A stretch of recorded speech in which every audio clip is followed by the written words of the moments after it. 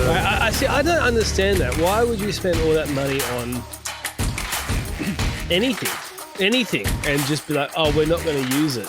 I would be really worried about that because my reputation is on the line. When a garden, if I was designing a garden and I was looking after it, at the end of the day, you end up having it sort of be put into someone else's head. well, everything's so much smaller. It's like, if you had the original budget, everything would have been a bit more full. The spacing's still correct, except it's just going to take longer. Everything's much smaller. People hire just to catch them because they don't realise this is so much effort. It's so much work. These plants are so expensive. Do you reckon Charlie's financially recovered from this? I know Channel 7 probably paying a few bucks, but I mean, like, it sounds like he had to sell some of his children and maybe a couple of kidneys. All right, welcome to today's episode of the Australian Lawn and Garden Podcast. Very special guest. We have Shane Kingsbury, and I have been told, I've seen the work that they've done, landscape architect, beautiful stuff, one Mifkus, but I also assume must be someone of great moral fibre and patience because he has to work with a bloke named Charlie Albone. And so we're going to talk about all of that. Welcome to the podcast, mate. Thank you. Good to be here. Great to be here, actually. Well, we've got an internet delay, people, so you'll have to have a lot of grace. As I say, you get what you pay for. This podcast is free, so lower your expectations. You guys are doing some pretty amazing stuff. I've said this before. I don't really know anything to do with landscaping. I just come after the job's been done and try and keep it as pretty as the landscape is intended. Make it look great. Yeah, keep it great. I find, let's get into it straight away. If I'm being a little bit one-eyed, I think my side of the industry is more important than your side of the industry. I don't want to be rude or disrespectful, but go for it. You could have a great landscaping job. If the guys don't come in and mow the grass, which is the simpler job, I will admit it's the simpler job, but if they don't keep it looking good, if they don't do a great job of that, but I'm guessing you would have a different response. No, look, not entirely different. I think probably both rely on each other. Because obviously you can go to any garden and mow lawns and do hedges and stuff, and at the end of the day, it's only as good as the layout or how people use it, or But also, we could spend, like a client could spend hundreds of thousands of dollars getting an amazing design and building it, but at the end of the day, if they choose to not look after it, it's a nothing garden at the end of the day. So definitely, what you do keeps our side of things looking pretty. Very diplomatic. But I wanted to ask you though, have you ever had a job where that's happened though? You've spent all this time there, you come back a year later, and it's almost gone. Yes.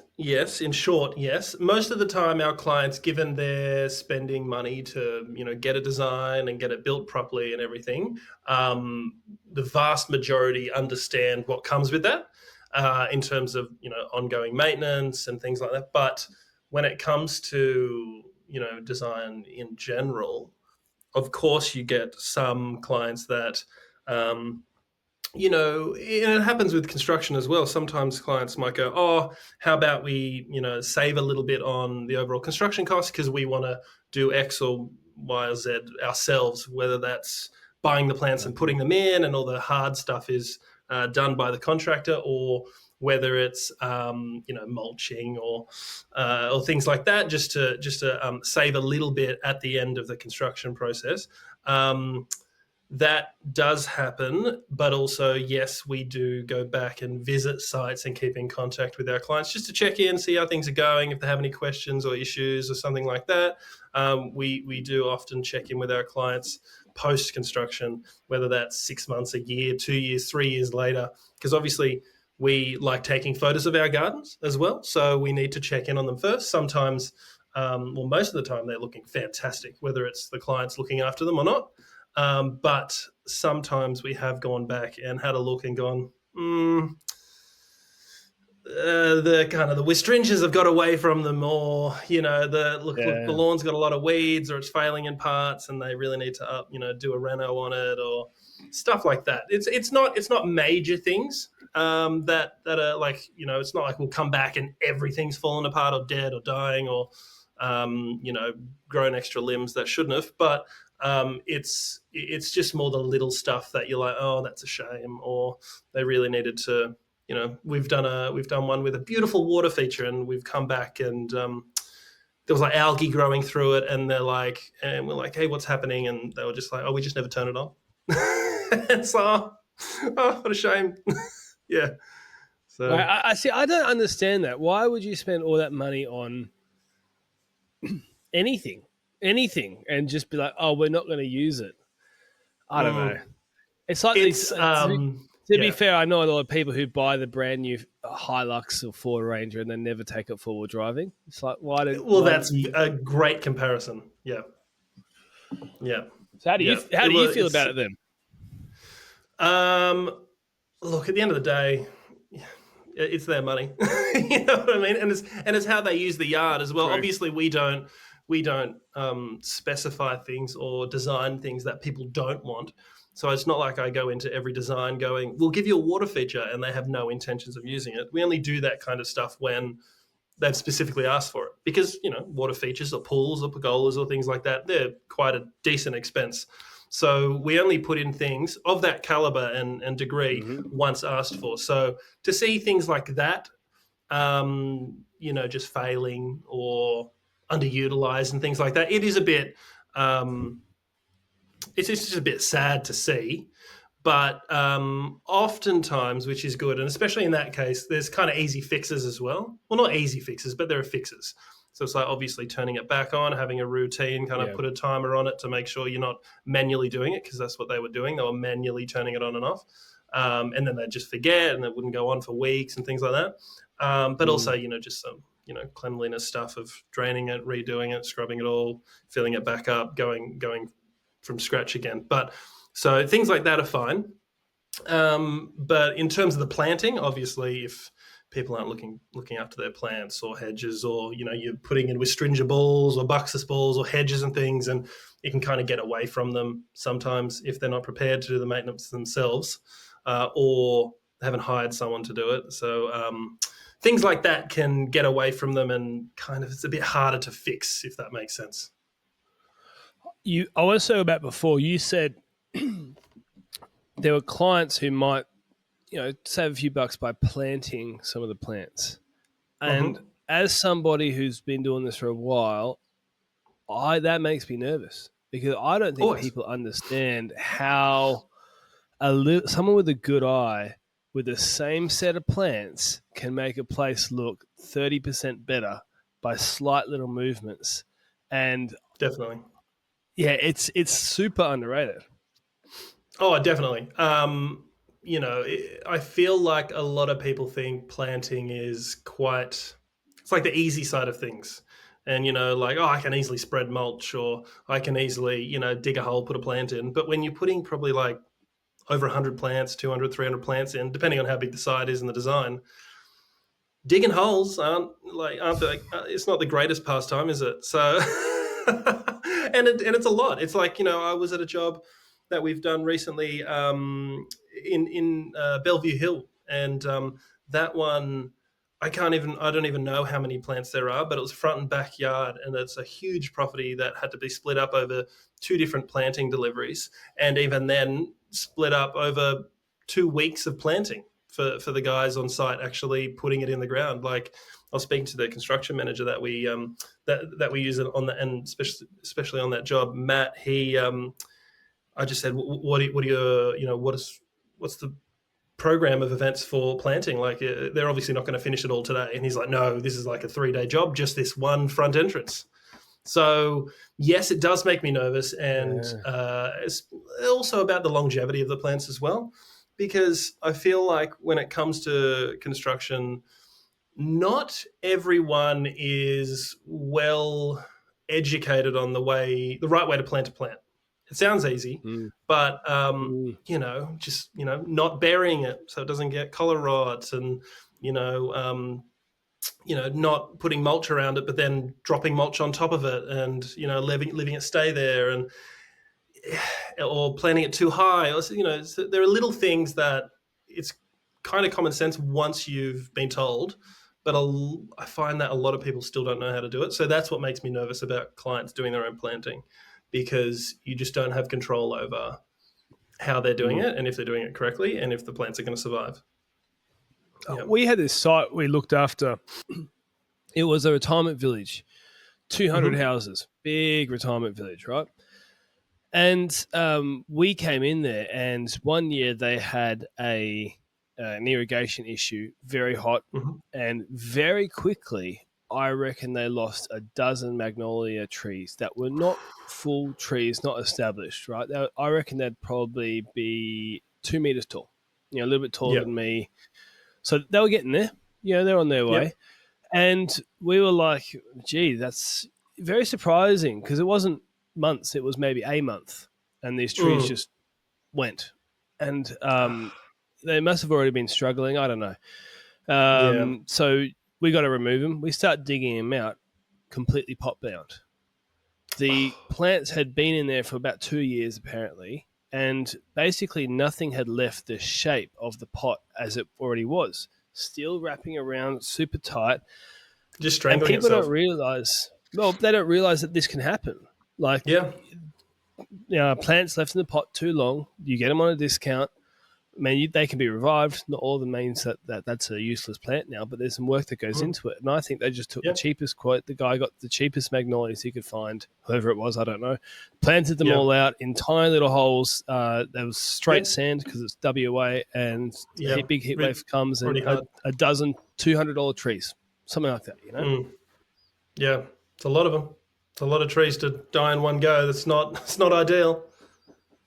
But it's one of No. those things where it's you pay for all this design, and you pay for all this effort, and you pay for everything. You cut the last little corner, and a lot of it can Mm. fall down. And I would be really worried about that, because my reputation is on the line when a garden. If I was designing a garden, and I was looking after it. At the end of the day, you end up having it sort of be put into someone else's hands. Do you get Yeah. nervous? Yeah. I get a bit wary and a little bit disappointed when it comes to the final hurdle, which is the planting, especially in like quotes and budgets and things for actual construction. That's kind of the last kind of thing before you put a bow around it and hand over, the site back to the clients and say, "Here you go. How lovely is it?" So, when a client goes, can we save a little bit on the planting side of things? Yeah, of course you can. Like, it's not like impossible or anything. I feel like you have to do it smart. But in saying that, it's still tricky and it's still disappointing, because it's going to be fantastic. And obviously, it depends on the client. Like, if a client's wanting, a privacy hedge, but they want it really quickly, obviously you put in larger stock, so it's already halfway there, and they've only got a couple of years to wait before that blocks out a neighbour's window or something. But you obviously don't put in 100 litre Raffio balls. You're only putting in 200, 300s. But if you're doing a quote with someone, with like a contractor, and we've had this in the past where a client has said, "Oh, look, it's great, but can we just like slice the planting quote in half?" And it's like, wow, that's a big cut. Like, that's not just one or two plants or kind of spacing out hedges to reduce the amount or something like that. It's a big cut. And at the end of the day, something like that, you're just reducing pot sizes. And Mm. especially, it kind of clashes head to head with client expectations of when it's finished as well, because specifically for that site, we've had a client, and like I said, they've said, let's cut it in half, and the contractor put it in, and in the end, they were like, "Is this all? Like where are the rest of the plants?" It's like, well, everything's so much smaller. It's like, if you had the original budget, everything would have been a bit more full. Yeah. The spacing's still correct, except it's just going to take longer. Everything's much smaller. So going back to your question, yeah, it's a little bit disappointing right at the end. You feel like it's like you should have worked that out, people. If you ask for it to be smaller, you should understand that it will be smaller. Yeah, Like physically surely. smaller. I wonder. I But wonder also, how many of them. Sorry, we're cutting each other off. But I wonder how many of them end up getting a kind of. It's just a negotiation tactic. Do you know? Like look, it I've can had this be. before. Well, sorry, this is we'll have to edit some of this stuff, make it smooth. But I've had it before where a client, you talk to them and they say, "Oh, yeah, this is my budget for maintenance. This is all I've got," and you're just like, "Oh, well, we can't do it then." And you're ready to walk away, and they go, "Well, actually, maybe." And you're like, "This is just a negotiation tactic. It's just Yep. you're not being honest. You could have Yep. afforded it. You're just trying to squeeze me." And making Yep. money out of the landscaping business apparently is a lot harder than it sounds. Yeah. Yeah. Yeah. And that's what I was also going to say with regards to like budgets and things like that, and cutting them towards the end is like, especially if they're doing like a larger renovation or a knockdown rebuild or something, and they've got an architect on board and they're doing like internals, externals, whole houses. Landscaping is at the end. So they might have a budget of X amount, but in the end, when it comes to landscaping and firming up quotes with tenders and contractors, they might go, "Oh, the internals have cost a lot more now. Let's reduce the budget from 300 grand for an install to 100, 150." And that's a huge cut to the design, because it's not just Mm. reducing quantities of plants and things like that. It's in terms of design, we're like, okay, we'll have to redesign it to not do so much. Maybe keep existing paving, or, instead of replacing these planter beds and doing this and that, we keep the planter beds we've already got, and then just re-render the faces or something like that to better fit that much more reduced budget now at the end of a project, rather than what it was at the beginning of the budget. Yeah. Mm. Do you feel like that you guys are kind of got the dregs then at the end of everything?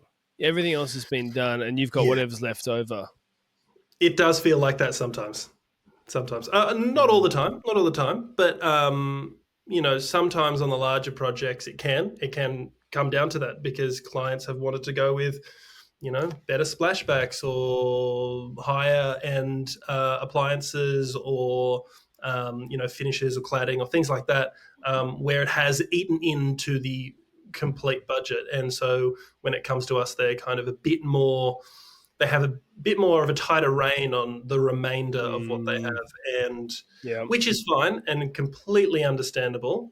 And at the end of the day, I'm not going to, or any other landscape designer is going to be like, "Well, that's not good enough. Give me an extra 100 grand." Like, you can't do much in that situation. Um, it is what it is. That, clients are already stretched, um, have already stretched their Mm. budgets probably anyway. So you kind of are left with whatever they're able to do later on at the end. So I guess if we go to Mifkus, so you were part of the team that won a couple of years ago with a really quite unique garden. We'll chuck some photos up for those who don't know. Mm-hmm. We talked about with Charlie when he was on. With that project, do you feel like when someone walks through Mifkus, because the kitchen sink has been thrown at everything, and you have mature plants and you have proper thick, I think Charlie was saying you got the actual sports field turf ready to walk on immediately, and all Yes. this sort of stuff, then you have a conversation about what this would cost to get at your house, and then you kind of have to have the ambulance on standby for everybody who faints. A bunch of people hired just to catch them, because they Oh don't yeah. realize this is so much effort. It's so much work. These plants are so expensive. I see some of the stuff that you guys and other landscapers do. I can see a crane hauling in a massive tree, and I just think that is like a car. That is somebody Yep. has bought a new Toyota Hilux Ute sometimes just to get that in. Exactly. And people don't realize. They just think that's a tree. Yep. They have no context. So do you almost feel like these shows give a bad expectation? Yeah. Yeah. Well, I think that's I kind of feel like that's the point of these show gardens as well, though. It's like, you don't want to go in there and go, "Look, I built a backyard, like just a standard backyard with, a fence and a hedge and some grass and maybe a water feature." Because at the end of the day, everyone's seen that. So, if you're a visitor, you kind of expect more than that. You want to be wowed and, see what Mm. you can do and push boundaries and try things no one else has done before, and just like stuff like that in terms of design and execution.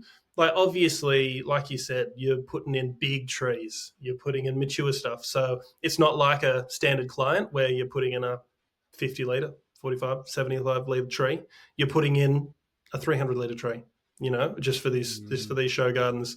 I remember, if my memory serves me correct, but we had two feature trees at the front of ours, or one of the fronts of ours, and they were a fan aloe, and they're an aloe, so they grow very slow. I think ours were like, both of them were like 80 years old or something like that. I can't remember how much they cost, but an 80-year-old tree sitting in a nursery, that's going to cost a fair bit. So the regular Joe Blow walking past, they were always like, "That's amazing, that's fantastic. I've never seen them that big before. I didn't know they could be that big."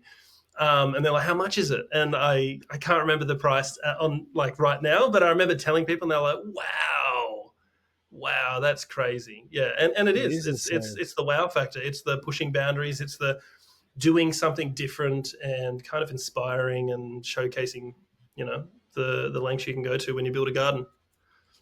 Insane. Yeah. Yep, insane. People don't realize. People have no idea. And then you get the reverse side of it on Facebook Marketplace, where someone's got some frangipani, and they put it up there, $10,000, but you must remove. And you're like, Yeah, I think I'll skip. exactly. I'll So I'll pray true. about Well, it, and if the Lord comes through the clouds and declares that I should get it, then I might yeah, consider it. But I yeah, still might maybe. disagree with Yeah, divine exactly. intervention. So Yeah. Well, I I don't was going know, to say, man. going back to your point on the lawn, like that was a feature in itself, even though relatively, just a lawn in a show garden, like they're not the most flashy thing there. Um, you know, Charlie organised to have these rolls, these massive rolls of turf, that I can't even remember how wide they were, but I think they were like, given the space, you would assume there would be a lot more, but I think we only used three rolls. You know what I mean? Like that's insane. Yeah. And I think it took maybe six guys laying it, like each roll, because it was huge, huge, this turf. Um, but it's all about not having a show garden with all the rolls of turf and the seams between them showing. We just had two seams. Mm, You know, mm. that's pretty crazy. Do you reckon Charlie's financially recovered from this? I know He Channel must Seven's be. probably paying a few bucks, but I mean, like it sounds like he had to sell some of his children and maybe a couple of kidneys to make this all work. Exactly. I But was I going mean, to it say was a sold, beautiful sold part garden. of his soul just to finance it. Yeah, Yeah, exactly. yeah, That's yeah, just yeah. comes with the Oh territory of man. show garden days, hey? Well, one of Yeah. my hobbies, I wonder if you guys do this, is especially with this warehouse. A lot of the plants in the warehouse well, I've either got them wholesale from a nursery and then let them grow, or I got them off Facebook Marketplace when they were very cheap.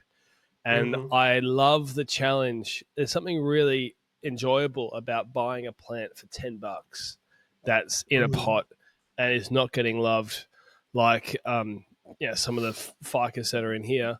And they literally, you look at that and you go, give me 6 months and that thing will be thriving, Yeah. and it's exciting to do that.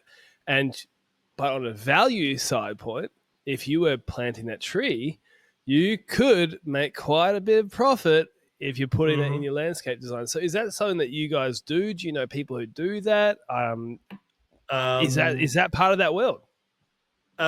we don't do that. We don't do that. But I totally agree with you. I go to, stores, and there's like the discount shelf. Obviously, some are very sad, and you're like, oh, well, that's definitely on its way out. There's nothing I can do to save that. But then there are others that you're like you said, I know I can, fix that one. That's a fixer upper, and give me a few months, and it'll be right as rain, and everything. But we don't do that as a practice. But I believe Charlie, when we used to do design, construct, and maintain, we Charlie had a property up on the Central Coast of New South Wales, and on that property he had his plants. That was kind of like a mini nursery, where whether it was old plants from show gardens that he kept, or additional planting that was supposed to go out to site, and the clients maybe changed their mind, and obviously can't give it back to the nursery because it's been on site and everything like that, and he's kept it. So he had a fair few trees and a fair few kind of smaller stock as well, but I'm not sure what he's done with them now, that because he doesn't have that property anymore up on the Central Coast. But I remember he had quite an impressive little nursery, quote unquote nursery. I think that's how he financially recovered from Mifkas. Yeah. So I know that stock. I was going to say, I know that he, because our Mifkas garden, if you've seen it, had the two, shipping containers, the refitted shipping containers. He had them on the property, so he had to get them shipped from Melbourne back to his property on the Central Coast, and he's put them on his property and was using them. Yeah. And then sold it. I just leave them in Melbourne, hand them off to someone else. I don't know. A lot of people asked. Yeah. Oh well, you could have started an auction. You could have made $50 or $60, I reckon. We sold some plants. We sold some plants. Oh, is that what you do as well? So do people actually just come and just go, I want that? And then you go, yeah, give me some money. Pretty much. So we did have a lot of plants that were different and unusual, or things that weren't kind of used typically, like in the way it's normally seen. I can't remember. We had this ground cover that, pretty much it was just, in there amongst like the front and everything. And obviously it's quite packed planting. So that kind of filled it out a bit. But that was probably the star of the kind of ground cover plantings, other than the larger stock trees or the fair nallows. But a lot of people were asking about that, where they could get it, where they could buy it, and where we sourced it from. And I can't quite remember the name of it, but it was a beautiful ground cover, quite a larger leaf one as well, not like a dichondra or a native viola or anything, but more of like just a shrub, something that you'd think is a shrub, but actually just stays as a ground cover. So that was beautiful. A lot of people wanted them. We did sell a few of the like the cactuses. Some people wanted them.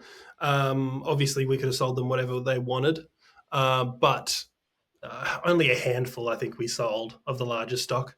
Yeah. The rest go back to nurseries or go back to wherever Charlie borrowed it from. And yeah. Mm-hmm, mm-hmm. So I'm curious, talking about plant types, was one of the questions I was going to ask you. As a landscape architect, I'm sure there's been times where the client comes to you and says, I want you to do something with X, Y, Z plant. And if you're being honest, there's a little bit of throw up that happens. You go, because you think it's disgusting. Maybe you go into a mild state of anxiety or depression, having to think about the possibility of fitting that into one of your designs. Is that something that happens? Is it more common or less common than what you would expect? It's probably as common as you would expect. So it's not. Right. It's only like a select kind of few, I'd say. It's more the really old school kind of traditional plants. Nothing really like out of the box kind of stuff. No one ever comes and says, "Hey, I want oriental pearls," or ligularias. I love them, but they're not to everyone's taste either, so that's fine. But I think one of the major ones that, look, I dislike using it only because I feel that it's quite an old school, easy go-to kind of, you kind of know what you're getting, but also it's everywhere. And I don't feel like it's like a considered, thoughtful, high-end kind of thinking or approach to it. Like if someone wants a hedge and they go, I want like a Maria. And I'm like, oh, okay. I'm not a fan. I know why people use it. Like I said, like it's a very standard, but like you can see it anywhere. You know what I mean? Like anyone has it. It's not like a high end. Like people want. I want to spend like so much money on this garden. It has to be perfectly formal and structured. I'm spending all this money on trees and stuff, but I want a hedge. I want it to be a Maria. And you're like, oh, you were so close. And sometimes I'm honest and I go, look, given the rest of the style of the garden and what you're putting in everywhere else, it kind of doesn't fit like style-wise. It kind of drops the kind of appeal of the garden a little bit, I think. But overall, yes, we can still do it. Like, there's nothing wrong with it, but maybe I might steer them towards maybe like a lily pilly or a podocarpus or something that has a bit more texture, a bit more color, a bit more flavor, and like a higher end appeal rather than just a stock standard boxy Maria. Yeah. Other What's than really that, I can't funny. really think of anything else. I know I'm personally not a fan of hydrangeas. They are very, in my opinion, I know that's not what everyone likes, but for me, they're very like grandma plant. But on the other side of things, they're absolutely gorgeous flowers, gorgeous shrubs when they're Yeah. in flower. But then half the year they're sticks. So from a design kind of way of thinking, it's not the most appealing plant to put in for me. But we do it. We So, do it all the time.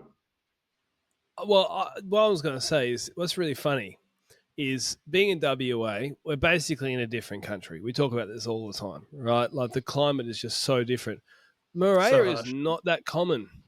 It's not that common, and Really? I really like it. So because it's rare, and it's like, oh, there's a smell. I'm so Yeah. used to viburnum and lily pilly, Yes. Maria. Yes. Here we go, a little bit different, and it's There not you like it's. I go. wouldn't So say. I it is shouldn't the say. spice. Yeah, that's it. That's the spiciness for me. And what's the other one that you guys get a lot? You guys get a lot of waterhausia. The weeping Yes. lily pillies. We don't Yeah. get really. I don't know why, but I mean, at least around the areas that we're working, just not that common. But like a lily pilly Really? big red all the time. Really? Something like Okay. that, really common. And it's funny how um, uh, there's an old saying about education, which is like an expert is just somebody from out of town. Like the guy who down the road, just he couldn't be an expert. He's a guy down the road. And I feel like it's the same with a Yeah. plant, where it's like, oh, this is interesting, and you Yeah. go to WA, it's everywhere, and then you come Mm. back like we have fig trees that grow on the side of the road in certain Yeah. spots. Figs just do really well here, I love it. and Yeah. There you the go. birds eat all the figs before you get a chance to eat them. And you guys have blackberries, and blackberries sound so interesting, and everyone's like, Yeah. these are weeds. We Yeah. need to get rid of them. Yeah, We don't have that's any so of them. true. Like it's not a So problem that we true. have. So all So of a sudden, true. if I had blackberries growing naturally in my yard, I'd be like, that's pretty cool. Yeah. There you So go. Yeah. Yeah. Yeah. so anyway, That's what great. else? What else is on the I don't like list? We've got hydrangeas, which is surprising. What about hibiscus? I thought you were going to say hibiscus at the start of that No, high letter. I like hibiscus. I like hibiscus. I like the in terms of the trees, what's the tree I really like, but we don't really see it as often because, like you said, we have waterhousias. They're street trees here, Everywhere. like same as crepe myrtles. Mm-hmm. Crepe myrtles are street trees here. Obviously, jacarandas. Actually, that's Beautiful. probably one. That's probably Really? one for No, me. I'm a big fan. Jacaranda. I am You go. very biased. I am very biased only because my partner and I bought a place which we're living in, and we've in there was already a jacaranda. So beautiful, absolutely gorgeous tree, but I very much appreciate it when there's someone else's. So much maintenance comes out of just cleaning up the flowers from the sticks, Yeah. and then the leaves, and then you might have a period of a couple of weeks with nothing because the tree's bare, which is great, and then it starts again as the flowers and then the leaves, and it's just like a rotating thing of just cleaning up the yard. And I feel like my partner always goes, "Oh, what do you think's worse, the flowers or the like the branches, the sticks that fall off?" And I'm like, "Oh, probably like the flowers are beautiful, undoubtedly. They're just gorgeous flowers, whether they're on the tree or on the ground, they're gorgeous. But I feel like the sticks and the branches that fall off because of it are they're hard because if you don't pick them up and they accumulate, they kind of kill your grass, Mm-hmm. and it's just constantly raking, constantly raking. So that's one. Yep. Before I own this property, I love jacarandas. But having one now, it's like, Now oh, you too changed much your mind. work. Yeah. Yeah, because what the problem with that is the jacaranda needs to be in a nice large garden bed so that everything falls and just becomes naturally mulch. But in a Correct. small backyard, then it is Yes. a pain. And we used to have a client years ago that it was right front and center of their house, and Hmm. lawn all the way underneath, buffalo, and yes, you'd mow it every fortnight, and the rotary mowers we use could tackle most of the stuff that would fall Yeah. down. You can just mow over it. Maybe you got to Yeah. go over a stick twice. Shoots Correct. out the Yeah. side a little bit. Got to pick it out later. But it. Yeah, I guess we're getting paid as well, so there's a little bit of a That's difference true. there. That's But true. in a tight yard, you got not much space, shades out the whole thing, and I think that's one Yeah. of the things that's really interesting. Like I found, so I'm really quite active. Well, I used to be really really active, but a little bit less these days on some of these lawn pages on Facebook over Hmm. here in WA, and because blocks are getting smaller and smaller and smaller. And then the councils keep going, oh, we need to essentially force people to plant trees, right? Yeah. People get frustrated at the trees. And I'm like, I love the trees. I think you guys love the trees too. The problem is the size of the tree with the size of the yard. And the Definitely. smaller the yards become, the less interested we are in trees, the more roof there is to garden ratio, driveway to garden ratio. And it's an interesting thing. Lots of Definitely. trees are like that. Agonis flexuosus, so like a weeping Yep. peppermint, super common here. And lots of them people just go, oh, it's just killing my grass. And it is. It's going to shade it out. But then again, environmentally speaking, everything else, cooler areas, love suburbs with Yeah. trees. Nobody wants trees anymore. No. No. And I think it's like you said. I think it's well. One thing is like when you're forced to do it.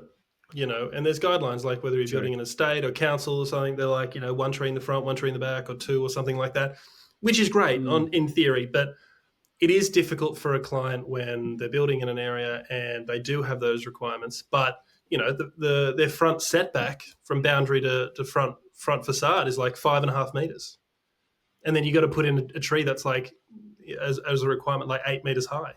Like it is difficult to both like you said have the tree, but also want the tree is a different story. And Mm. like you said in the backyard as well, like put it in the backyard. If you don't put it in the right spot, you shade most of your garden most of the day. Then good luck Yep. finding a nice turf to put in, or have your kids or a dog running around and also compacting it and giving it a hard time. So it's tricky. It's tricky. I think the heavy hitters at the moment for these small yards, and we're doing one of these, are plants like, oh, no, I remember it, Ficus plumera. Am I Oh saying yeah, that right? Yeah, but like yeah, yeah, yep. a jasmine or some of these other dipladina, some of these other vines where you Mm-hmm. can grow it on the fence, depending on the aspect and everything like that, what type of fence Yeah, you've got. Because yeah, at least it's kind of like a hedge in the yes, end, kind of like a yeah, hedge, but you don't lose so much space. Because that's the correct, thing, like you put in a hedge and you've lost at least 600 mil, right? Maybe a easily, meter. You only had easily. a meter and a half. That's half your yard, like it's Exactly. So true. And so. that's one thing I love, especially when you have these houses that are, um, especially the sides of the houses, like down the passageways.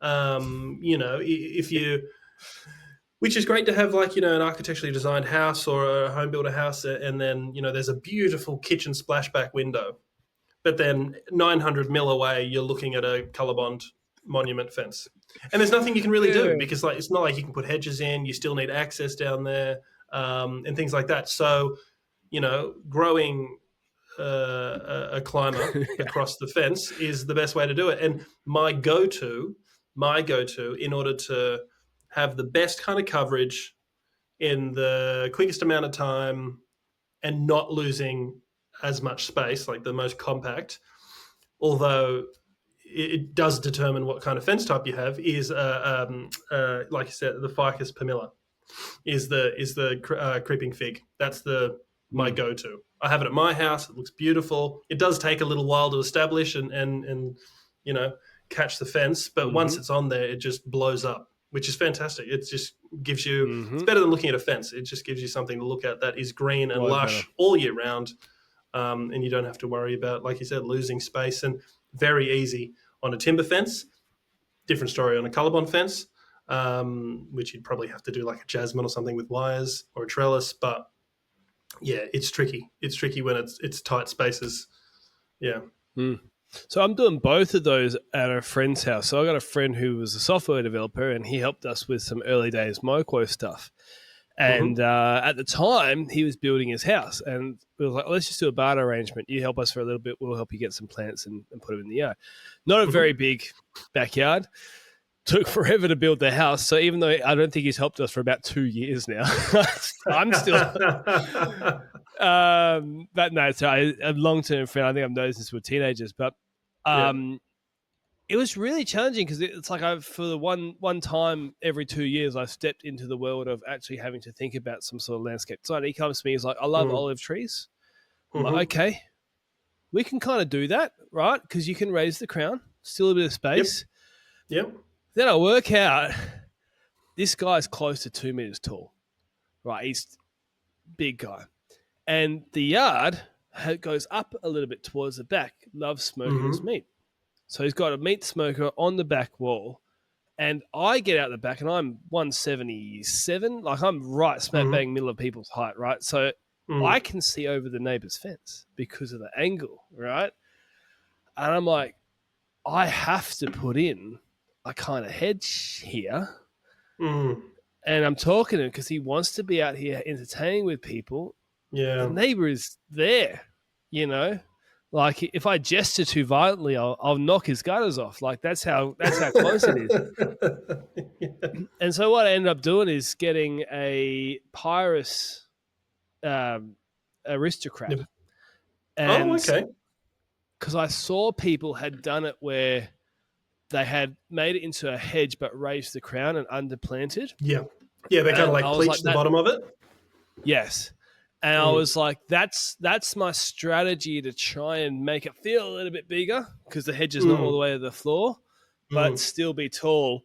But I'm trying to keep it in a very tight Yeah. width. And I'm like, I Yeah. don't know what my odds are of having success. But I was also like, if it doesn't work, it's 5 plants. Yeah, We gotcha. can Not the end change of the it in the world. future. Yeah, Yeah. you're a mate. One, It's not a paying client, you know.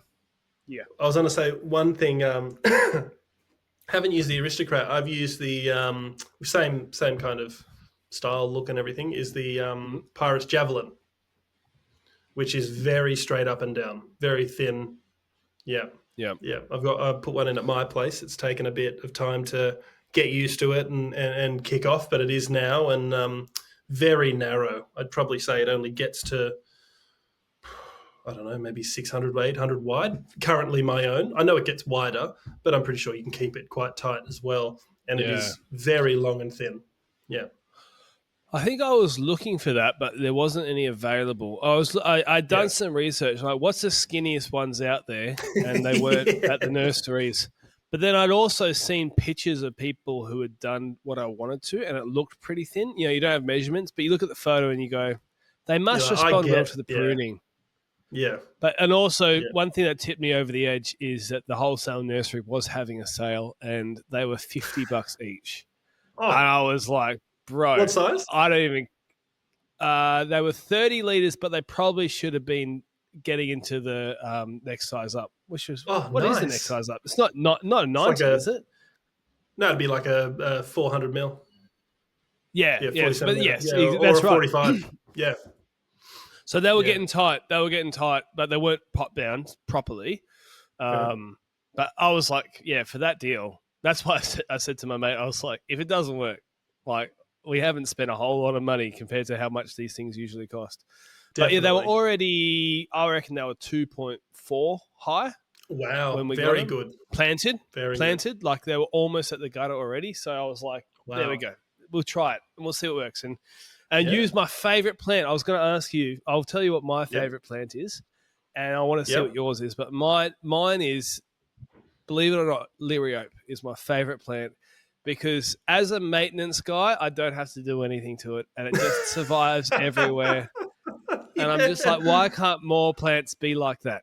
And Yeah. it's not the most beautiful, but boy, is she consistent. So that's Yep. my go-to. Hardy. Just It's hardy. put it anywhere. Put it anywhere. It doesn't die. You know, if you neglect it, it's like a dog. It's gonna love you anyway. It's gonna come That's back. true. Still, Still love you. Anyway, what's your Yeah. go-to or a couple of go-tos? Oh, my go-to. I'd probably I reckon my favorite flower would be a grevillea. Any grevillea. Just the Mm. actual flower itself, gorgeous and Yeah. so intriguing in terms of how it forms. It has the little. I'm not a horticulturist or botanical kind of nerd, so I don't really know the correct terminology. But it has the kind of where the flower buds are kind of starting, and then it kind of you see it expanding, and then it just like pops. And I think that for a flower is so incredible just to see and to know how it forms. But that's probably my favorite flower. I wouldn't go to the extent of saying it's my favorite plant, only because grevillea, the form is very sticky and hardy, and you know what I mean. Like it's not the most beautiful looking shrub ever. So I wouldn't say it's my favorite plant, but it's definitely my favorite flower. My go-to is at the moment probably some ligularia. Love Mm-hmm. ligularia, tractor seat plant.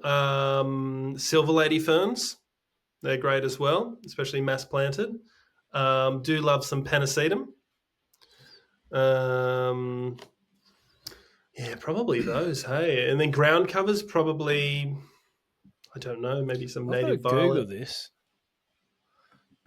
Which one? Penicetum. It's fountain grass. Isn't that kai? Yeah, but isn't that kaikuyu? No. I think I there reckon are some. it's pretty close. No, I'm googling this now. What is the um, what is the Latin name for kaikuyu? Oh, okay. The Latin name. No, I'm getting it wrong. I am getting it wrong. I'll keep. So you tell me the story. I'm going to keep googling. Well, I was just going to say, penicetum is it can be considered a weed in some parts, only because I think the original, and I might be wrong, but the original because the flower, the seed kind of on the top, which gives it that very bushy foxtaily kind of texture. Can get blown around in the wind and dispersed and drop and create more penicetums. But there are some I believe it's the Penicetum nephrae, and Yeah. the Penicetum cream layer or the purple layer. I think it's the cream layer, where they're sterile, so you don't have to worry about them spreading. Yeah. So my research, I am half right. Oh, there So you go. kaikuyu is now known as Cenchrus, Cenchrus, Cenchrus Mm-hmm. clandestinus. So clandestinus. Okay. Previously, Penicetum clandestinum. There you So it go. So it's used to changed be, classifications. and then I googled when that happened, and it said relatively recently within the botanical community, following research published in the mid 2000s to early 2010s. There you go. So there you go. So There you go. your favorite plant is kaikuyu. I didn't know that. Yep. So I There don't you know go. if many other landscape architects would think that, but I don't want to judge. Definitely not Kaikuyu. Oh my goodness. My goodness. Can you imagine if the client knew the Latin and you're like, we're going to Yeah. put these all through here, and they're just like, what the heck? This guy's wanting kaikuyu through my entire yard. How do I tell them? And they just say, No, not the lawn, the can't handle garden. Oh man. Oh, that's So funny. okay, but yeah, fountain grass. That's really what you're talking about. Yep. Yep. Fountain grass. Yeah, beautiful. So Beautiful. what other plants do other people love that you talked about hydrangea before, but is there anything else that other people really love and you just can't stand? No, not really. Not really. I think it's just for those other ones that aren't my kind of preference, they're definitely my bias. Like I do Mm-hmm. appreciate all of them, but it's something that I don't really go. It's not my first train of thought in putting things into people's gardens unless they ask for it. But everything else, I'm kind of I'm kind of pretty open to, or there's nothing that revolts me. um, but yeah, no, everything has its right place in the right garden. Um, Mm-hmm. it's just a matter of what the client wants and what you think will probably work in that Yeah. space. Um, Mm-hmm. Obviously, if a client's a west-facing garden and like middle of the afternoon or late afternoon sun and it gets absolutely beaten down, I'm not going to put a Mm-hmm. shade-loving plant in there, even if they ask for it. Not even your Like I'm not favorite going to do tractor it. seat. Oh well, tractor seat's not too bad. Probably wouldn't love the most harshest sun, but they're a good kind of medium, kind of mid ground Mm. one. But you go to the standards like the lavenders and things like that, something that can take a beating in the sun. But I'm not going to Mm-hmm. be putting in a shade loving plant, even if a client asks, because I just don't want them to die. And I'll be honest about that. Yeah, Um, yeah. and sometimes you have to be. Sometimes styles don't. A client wants something super formal and things, and they've got a super shady garden. It does make it hard, but there are plants out there that you can do to give that same look. You might not end Mm. up with a full Buxus japonica hedge everywhere. You might in some parts, but maybe not in other parts that are like down the side of the house that are super shady. Um, we'll put something a lot more appropriate and something that will survive in those places. Yeah. Do you know what? I'm kind of off the Buxus train now. Now that we're Yeah. talking about this, you mentioned Buxus, and I'm like, Can of worms. oh, it's kind of, I don't know. Sometimes I feel like, do you really want it, or are you just trying to show off? Are you wanting, like, if you're gonna get Nick Frame from Frame It or Craig, to from Southern Cross to hedge them, okay. Now I'm with you. But are you Yep. planting a fancy plant and then you sort of get it long, you get those sort of stringy upper things, and Yeah. you Yeah. know, like I don't know. There's some houses that you rock up to. Same normal architecture, interior architecture, whatever. You rock up to the house, and there's nothing practical about this. This is just show off. Yeah. This is perhaps potentially probably compensating for something. And sometimes Yep. I feel like that with some of the overly formal gardens, because Yeah. I personally, again, maybe this is back to the maintenance side, the best hedge is one that has a nice curve in it, because Oh, then 100%. when it 100%. starts getting a bit furry, it doesn't look too bad. When it starts getting a little bit off perfectly straight, it doesn't look too bad. The best Yep. gardens are ones that don't have 1,000 roses in them, because that's a lot of work. Like there's 100%. color, and so I don't know. Maybe the Buxus stuff. Maybe I'm in a bad mood, but that's probably something I'm getting turned off a little bit. Buxus is one of those things that I'm quite impartial to. I think, like really, I only put them in gardens if it's called for in terms of garden style. Mm-hmm. Obviously, someone wants a tropical garden. I'm not putting in Buxus, Rosa Buxus, but Mm-hmm. also it has to relate to something. And like you, I completely agree. My go-to is curves. Designing with curves, so much more interesting, so much more like flavor in a garden. It pushes you through. It's softer. I feel a lot more enjoyable instead of something being really clean cut and straight. I know a lot of clients just want formal lawns, and then you frame those lawns a certain way, whether it's with Buxus or gardenias or magnolias, like bleach magnolias around the Mm. sides or something like that. Fine. I'm much more of a softer kind of designer when it comes to spaces. I want spaces to push you around, and in terms of like traveling through one to the other, where it like kind of guides you. And I think you do need not strict lines, but you just need intentional curves to be able to do that. But in terms of people wanting things because it might look more expensive than it is, yeah, for sure. Like you kind of always Yeah, get yeah. clients that are maybe a little bit like I don't know what the right word is, but Pretentious, up well, I themselves. wasn't going I'll to say say it. Don't worry. pretentious. I They're wasn't your going to say clients. They're paying you. pretentious. Yeah. Well, I wasn't going to say pretentious. I was going to say like very out there.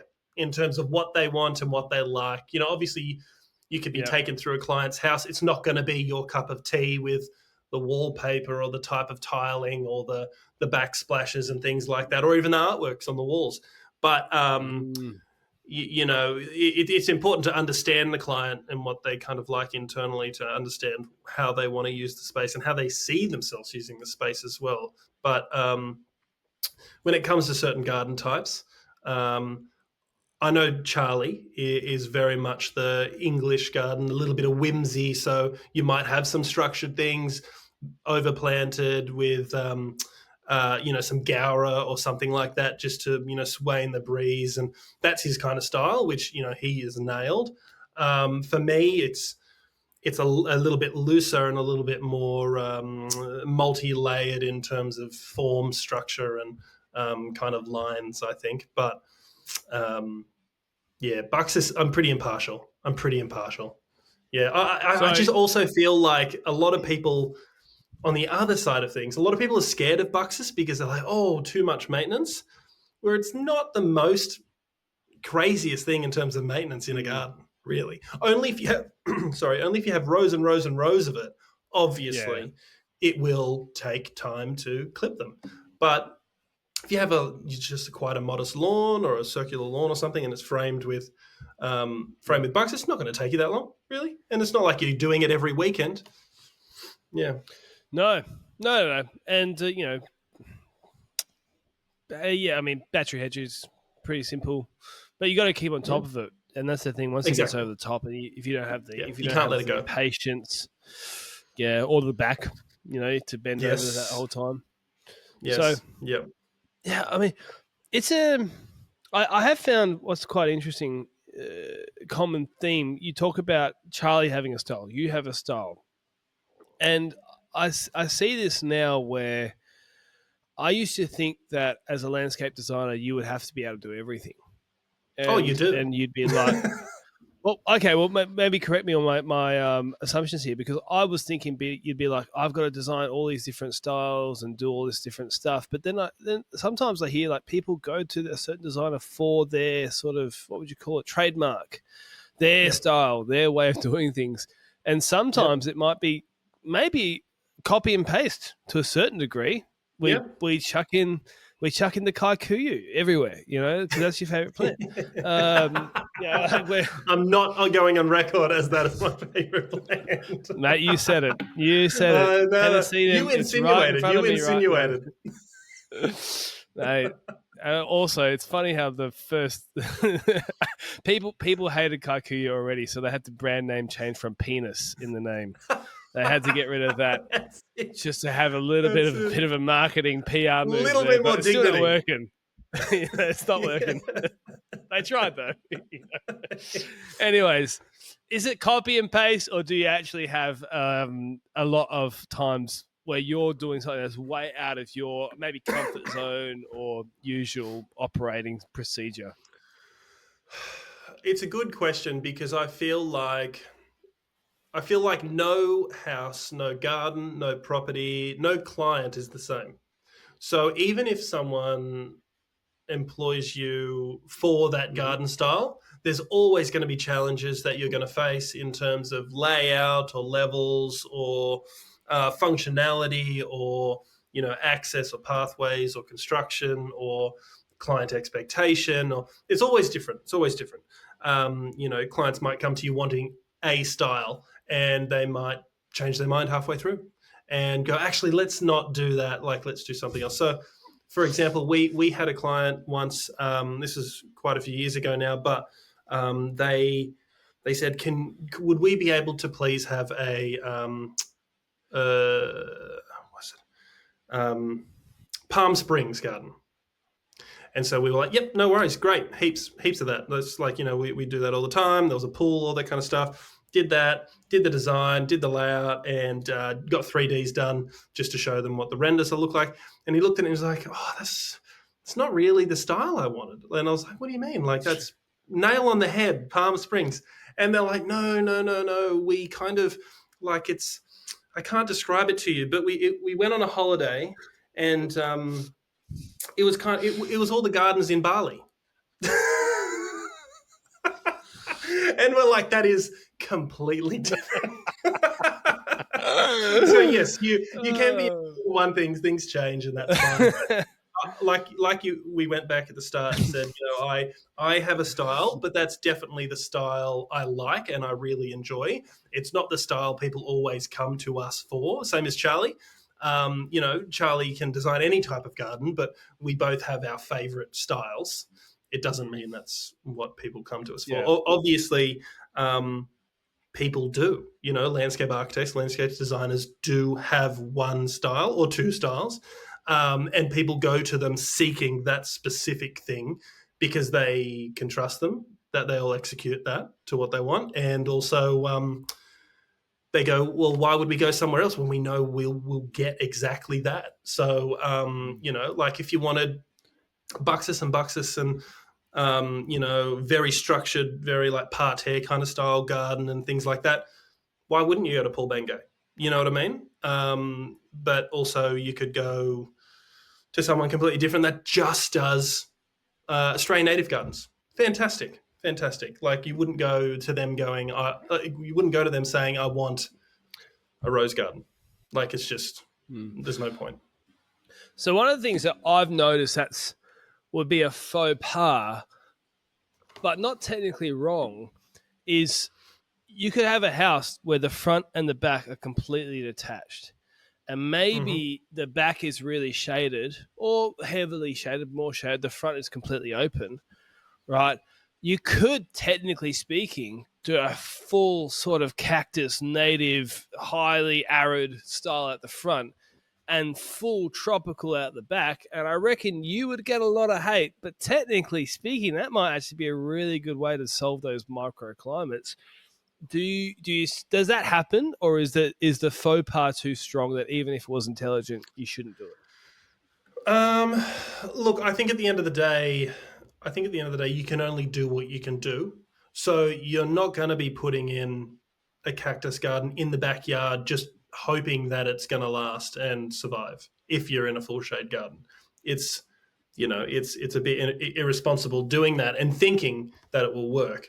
So I think shifting up or changing gears in terms of the garden style in certain spaces, I think is acceptable, as long as the client does. If the client wants something that's kind of along the same theme everywhere, that's fine. We can try and work that to find that middle ground in terms of a planting palette that can work in both, and that's fine. Or at least have parts that are the same, both front and back. It might not be complete plant palette front and back the same, but there are like a few unifying plants that are used in both spaces that kind of link them that way.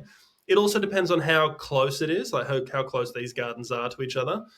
Obviously, if they're connected some way, much more difficult to try and do. There's a lot of nuance in kind of executing that in terms of planting style. But if it's front and back, I think it's doable. I definitely think it's doable. But for example, I have it in my garden, and like I said before, like I have a jacaranda. So half the year, some sun gets in the morning.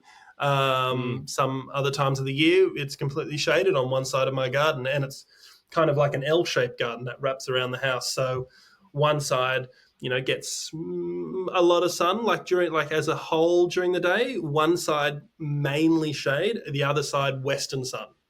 So it's kind of a progression through the spaces of, down here we have a lot more, like there's like daisies and society garlics and, we're growing tomatoes and things like that down there. And then as it comes through, we kind of got some midway planting, some ligularias, xanadus, lily pillies, like the Apyrus javelin, things like that. And then we have a deck around there. And then on the other side, we have a water feature where directly opposite, shade, because it's against the house on that side. Like given that mid kind of space, there's a Xanadu on the other side because it can take some shade as well. And then we're bringing that underneath the jacaranda, which is a bit more difficult, a little bit more tropical. But we're putting in some Bartletinas and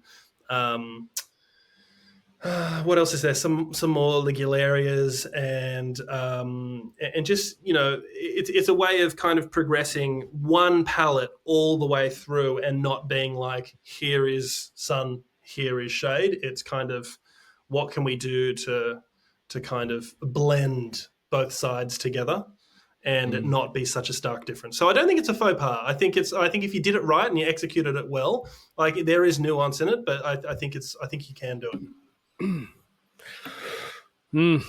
Do you think there's any plants that, like, I'm just talking about faux pas here, that the yucca comes to mind, agaves come to mind, they get hate. And I think that I saw a post recently where someone was trying to sell a yucca and people were sort of abusing them. But it wasn't the yucca elephant types. It was a different style. Actually, had a more of a blue. I don't know. I'm not a yucca expert. I've never really liked even Nor the am I. I don't think dracaenas or that sort of style. Yeah.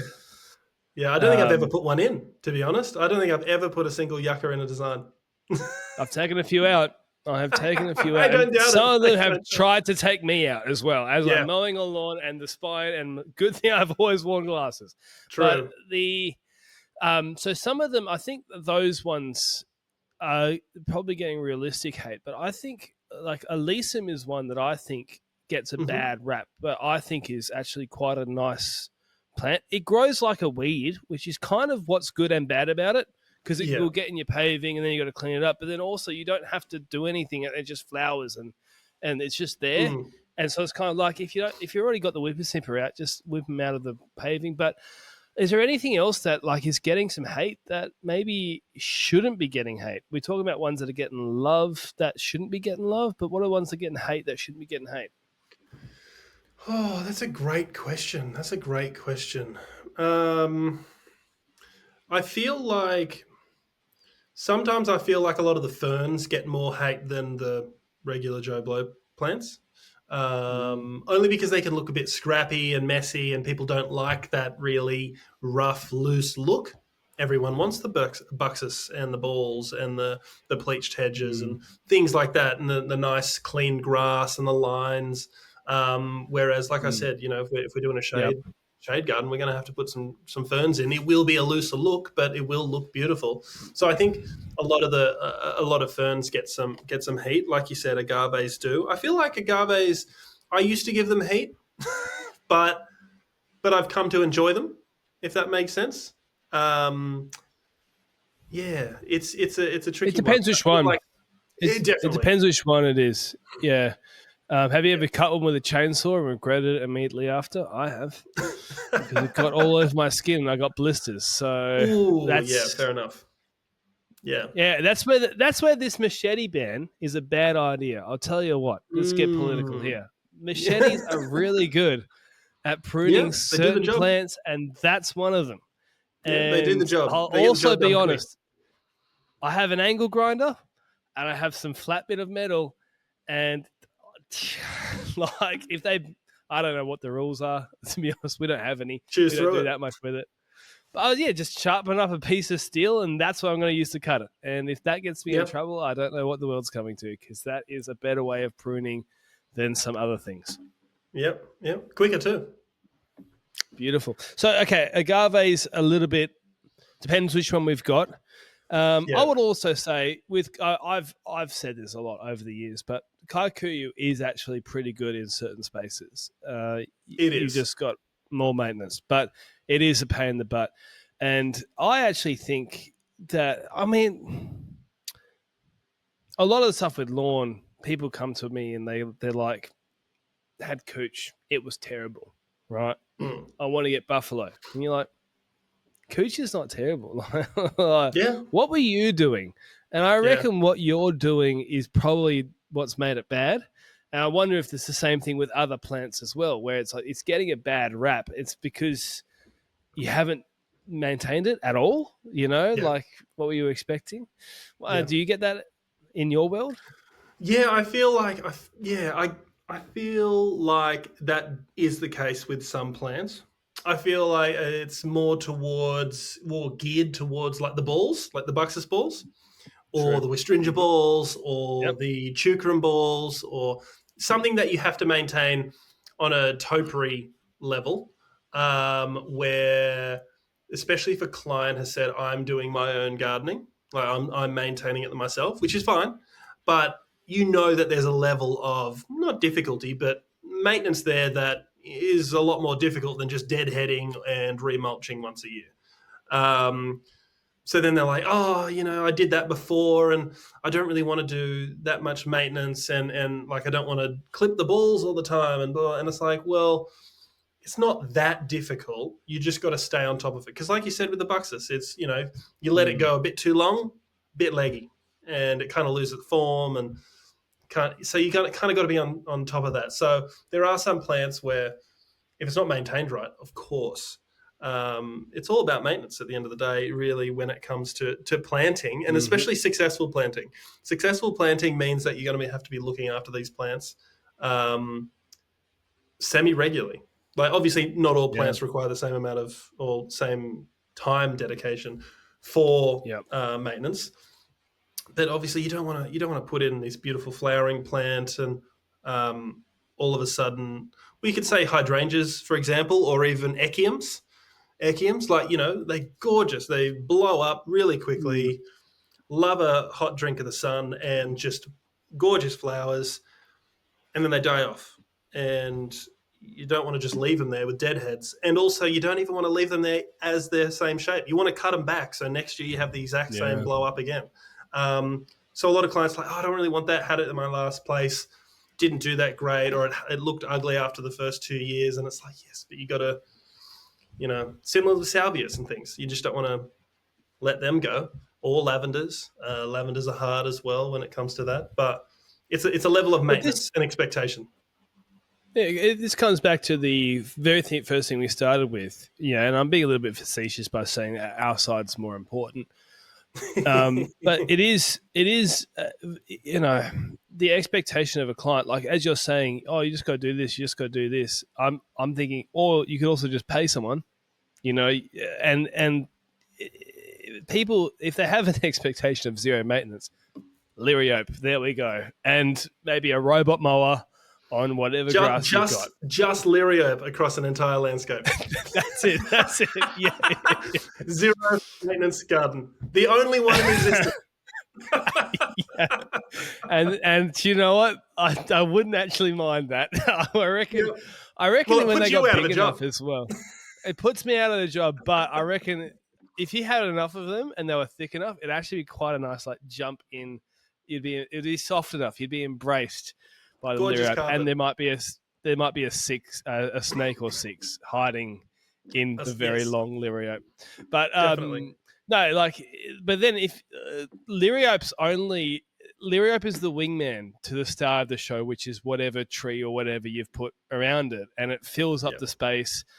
Maybe a little bit less weeds, just keeps it green, and the magnolia or whatever it is the star, and that's what needs the maintenance. And so you're never going to get true zero maintenance, like you say.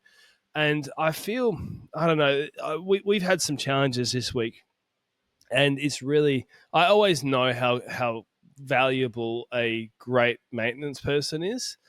But we actually had two people this week that had lots of golf course experience, and we had to fire them. So we fired half of our staff this week because they refused to do a drug test. And so it's just like, well, that's a slam dunk. And you get that in this side of the industry. It's the fourth person I've done in under similar circumstances in 12 years. And we've had others that just stopped rocking up as well, and you kind of know why.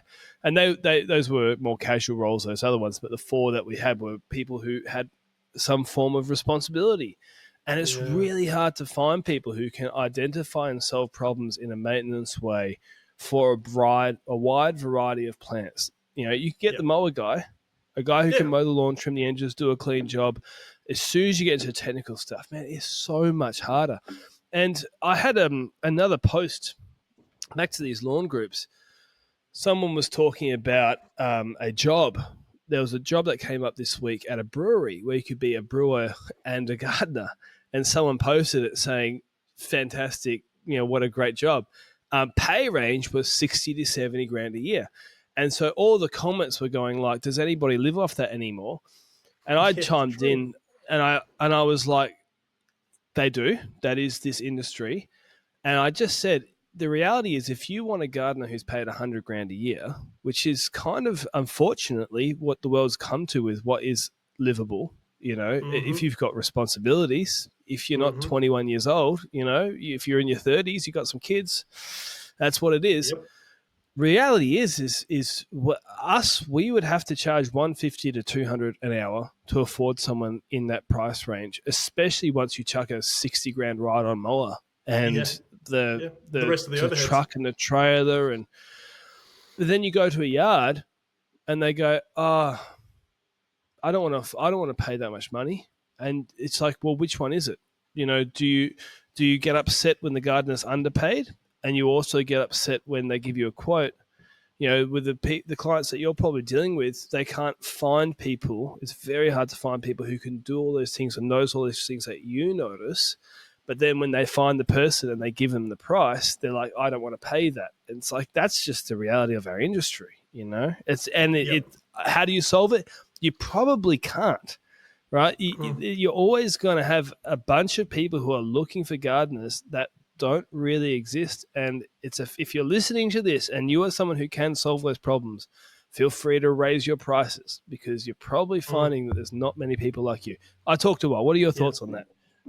Oh, 100%. I see it a lot when it comes to the end of a project in terms of design and construction, and then a client will say, "Great, well, can you help me find someone for maintenance?" And I'm like, "Yeah, no worries. We can help you tender for maintenance. That's fine.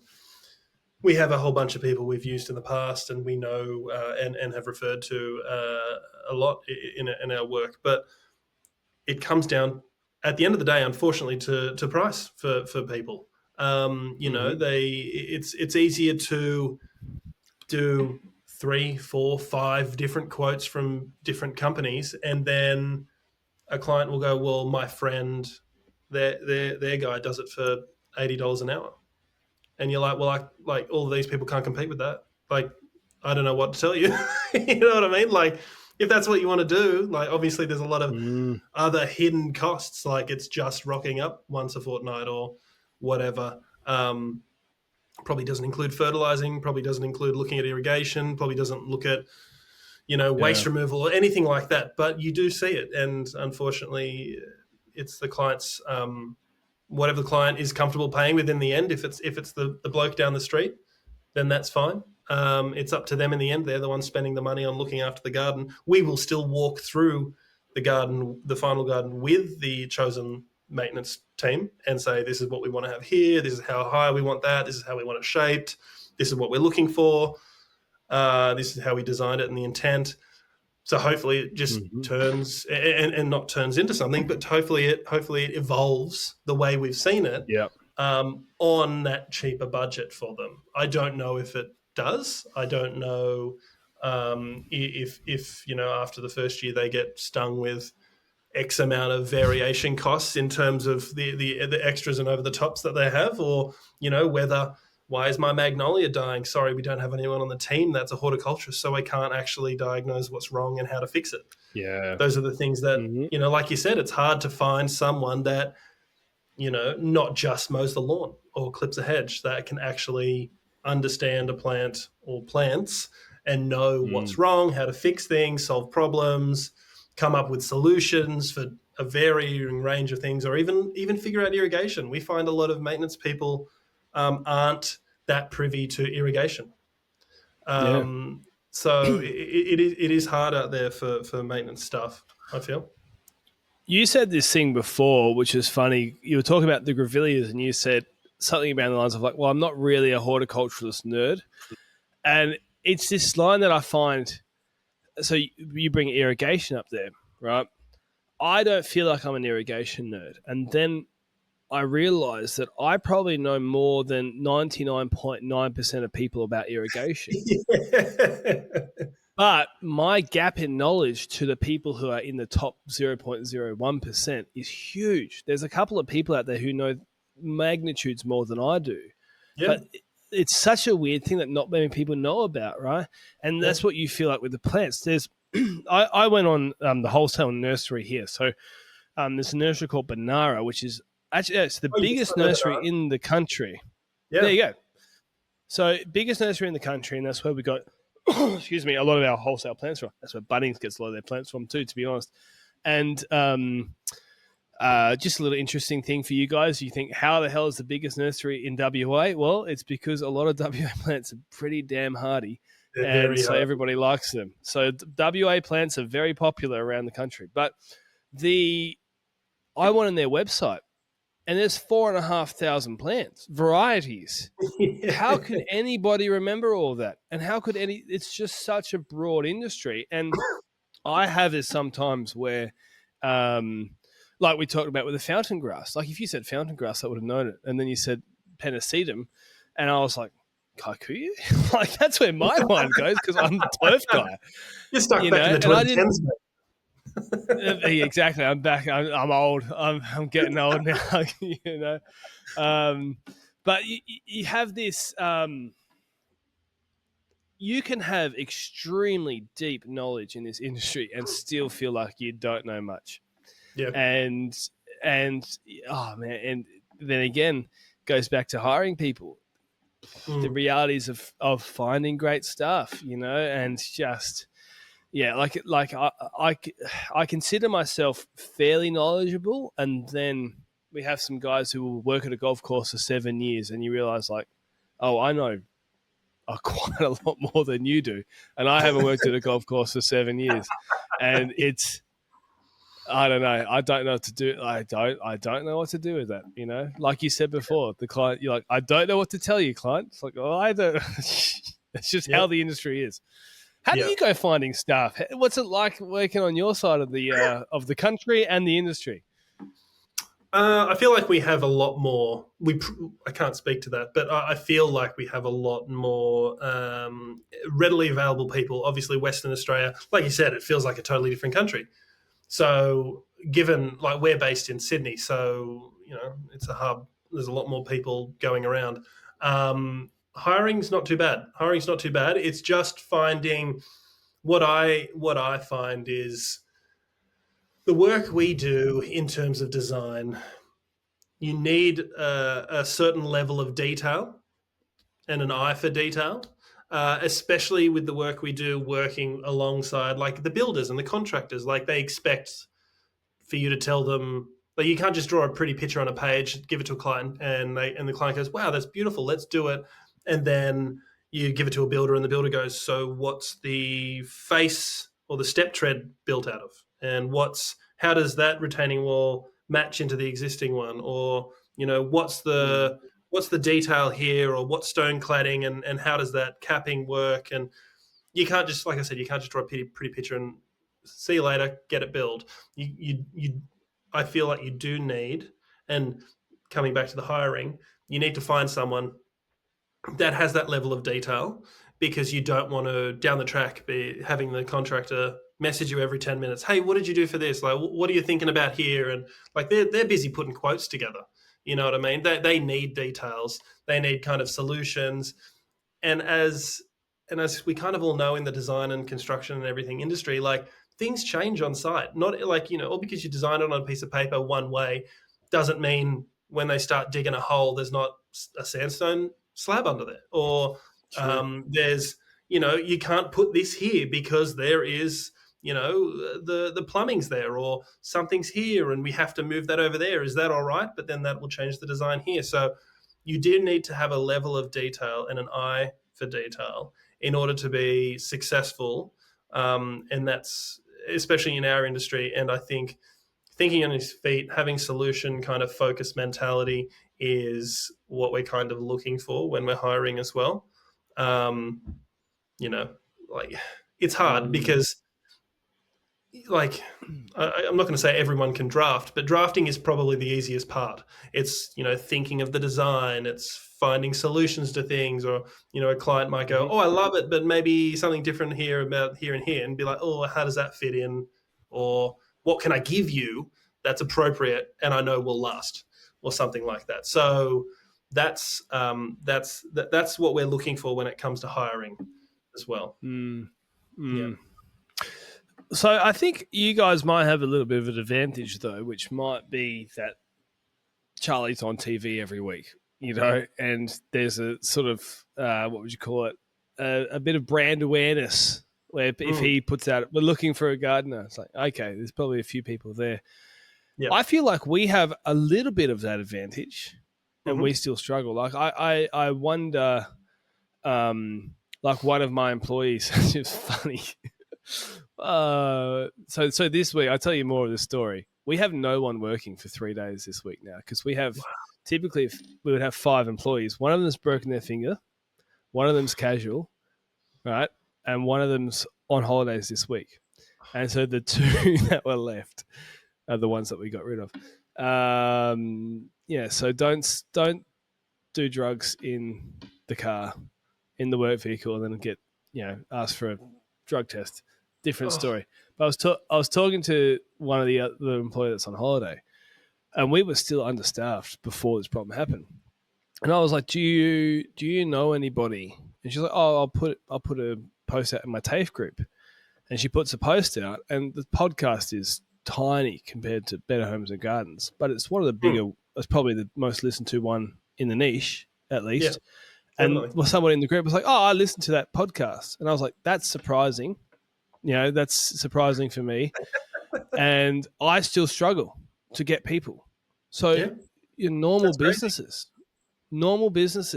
it's, and I remember I've always struggled to get good stuff, It's a challenging, really, really challenging thing. And that level of skill. And again, you go back to it and, I'm venting on behalf of everybody else who's ever tried to have employees as well. We could all vicariously just whinge together that if you have that staff member, the amount of money that you have to pay them is so high that a lot of clients go, I prefer not to. It's like such a interesting, challenging balance. Do you find, one of the things I've got to ask you, and we're getting close to an hour and a half and we should wrap up soon, but one of the things I have to ask you, do you find that there is an additional pressure or a more relaxed nature when you're working with someone who is well-known and on TV? Like, do people have expectations through the roof, or do they kind of let it slide because, it's Charlie and it's his team? A bit of both. So a lot of people come to us and say, look, I've seen Charlie on TV. I've been watching him on Better Homes and Gardens for years. And then before that, I was watching him on Selling Houses Australia. That's how I know about him. We're thinking about redoing our garden. So, we wanted to touch base with him and see what he can do. And that's fine. That's great. And then we arrange a consult with him as well and them at their property. And that's fine. Or sometimes I say, look, you can have Charlie. He's on Better Homes Gardens. They're like, yeah, well, whatever. And I'm like, great, I'll come out and do your consult. It'll be much quicker. Obviously, Charlie does a lot of filming.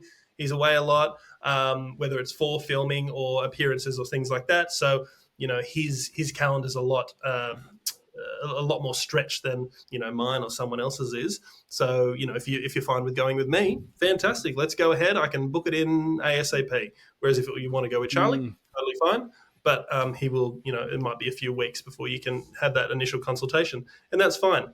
In terms of expectations, a lot of people think, there's like kind of a certain group of people that might think, well, I've had other people come out in the past and they kind of didn't really give us what we want or fix our problem, but I'll ask Charlie now because I know he'll fix it because that's what he does on TV. And sometimes, it's just one of those things that, we're not going to lie to you and say we can fix all your problems. We'll do our best and give you the most appropriate kind of solution focus moving forward in terms of a design or planting or layout, something like that. But at the end of the day, we're just, standard business owners that, provide a service that tries to help you the best we can. Like, neither of us are going to lie to you and say we can solve every problem in the world, because then we're just lying to ourselves. And that's not what we do. We're just trying to be quite honest and quite transparent in terms of that. So, it's kind of a mixed bag when it comes to Charlie and the clients that come because of him. Yeah, a lot of them, like I said, want Charlie, and then they're like, oh, no, that's fine. We'll go with you. That's fine. I know that Charlie's on board anyway. He'll do our planting plan because he is the horticulturist. So, that's fine with us. Great. Yeah. I'm imagining that scene from Anchorman when the Christina, whatever actress's character is called, she's sitting there and Ron, so Brick's looking at it going, "You're not Ron." You know? That was a butchering of the scene, but everybody loves Anchorman knows exactly what I'm talking about. I saw it. No, it's like, true. We want a Charlie. You're not Charlie. You're not Charlie. It's like, yeah, exactly. But the truth might be, and probably is, which is probably why he's partnered with you, is that he looks at you and goes, "You actually know more than me on a bunch of stuff," and he probably has the same problem that we all have, where it's like, in my wheelhouse, I'm great. Outside of my wheelhouse, I feel I need some help. But they're like, "Oh, but he's not Charlie." So I don't know. It's Well, that's it. We all come with our strengths and weaknesses, don't we? So Charlie and I work very well together in what we do and what he offers and what I offer. So together we're quite the good team to run it. Yeah. Yeah, and as long as Graham Rowe's not involved, then things probably go well. So smack on an hour and a half. We've got a Graham Rowe insult. It took a little bit too long to get there. Joel Barnett's going to be very disappointed to come earlier. No, he's a legend. He's a legend. That's too funny, though. I had a phone call with him. I called him once.